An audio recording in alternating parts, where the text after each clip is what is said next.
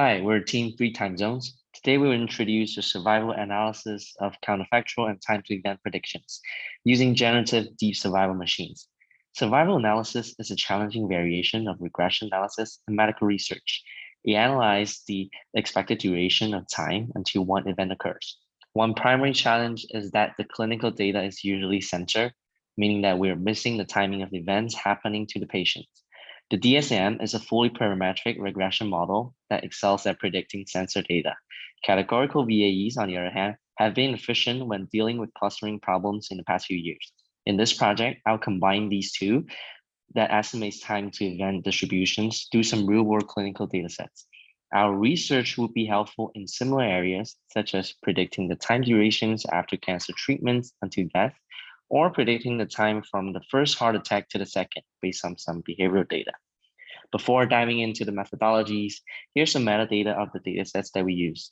We filtered out patients with breast cancer between 1992 and 2008, and then analyzed covariates including demographics, geographics, behavioral data, etc. And we fill the missing values with some basic imputations.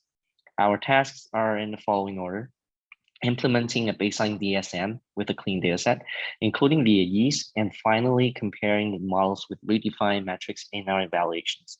So as you can see, here's a pipeline of our deep survival machine.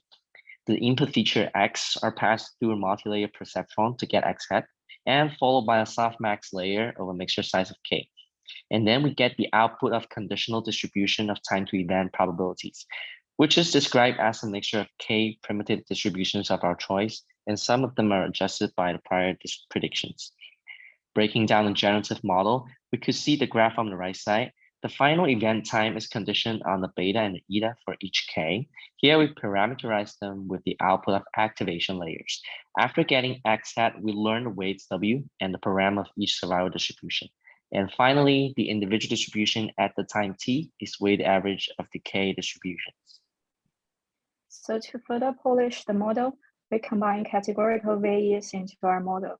After the output from the embedding layers, we adopt Gumbel softmax to derive the discrete latent variable. Specifically, Gumbel softmax is a continuous distribution that can be smoothly aligned into a categorical distribution. So it's tailored to satisfy our needs in categorical VAEs. We then estimate the beta and eta from our primitive distribution of label. It's a maximum entropy distribution for a non-negative real random variable. Finally, we decode the latent variables for X hat. To evaluate our model, we define the loss as the sum of these three elements. Survival loss, which is our prediction loss, comes from the censored data and uncensored data. And the reconstruction loss, which is calculated as the square of the norm of the difference between input features and X hat.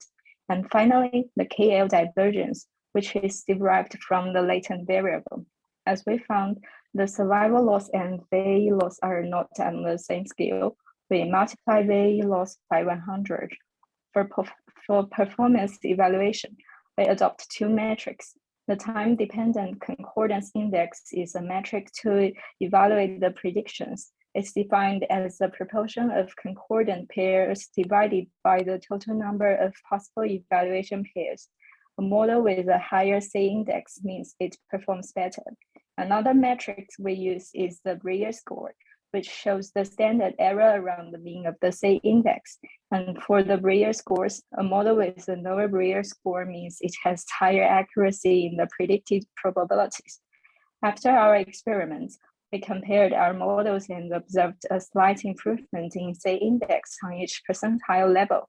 With more training epochs and more experiments on hyperparameter toolings, we're looking forward to more improvements to beat our baseline DSM model.